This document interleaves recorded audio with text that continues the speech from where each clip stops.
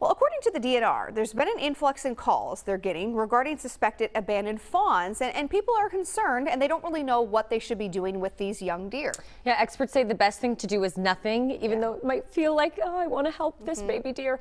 Alex Leonard joins us live this morning from Minnetonka with more on why maybe you should just be leaving these fawns be, right?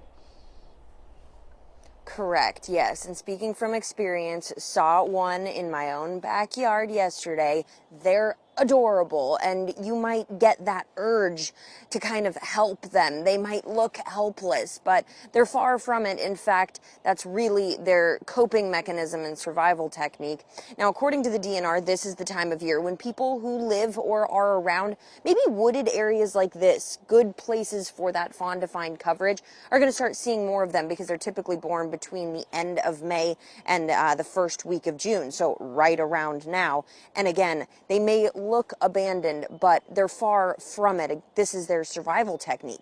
So these are photos that were sent to us from someone who lives here in Minnetonka, noticed a baby fawn near their yard. That fawn kind of getting up and moving around throughout the course of a couple of days, because throughout the course of those couple of days, that fawn was hiding while mom goes out to forage and stay healthy to come back and feed the little baby a little later. But according to the DNR, again, they may look like they're abandoned and all alone, but mom is very, very nearby. As they don't have a lot of mobility, the only way they can survive, because they can't evade predators, so they are, using their spots, so their unique set of spots, which is, it's over like 300 spots per fawn, to camouflage themselves and hide as best they can from predators.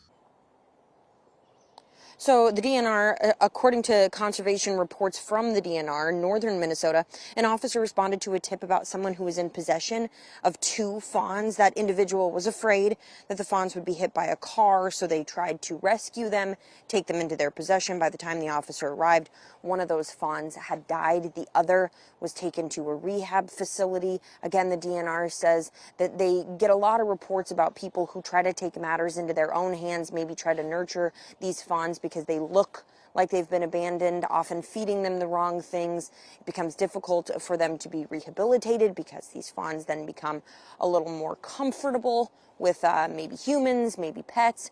So if you do see one, know that mom is nearby, and this is literally how they survive, despite how lonesome they may look out there. It's far from it. Yeah. Back to you. Just let it be and watch from afar. Watch from afar and take in the cuteness there. All right, Alex, thank you. We appreciate it.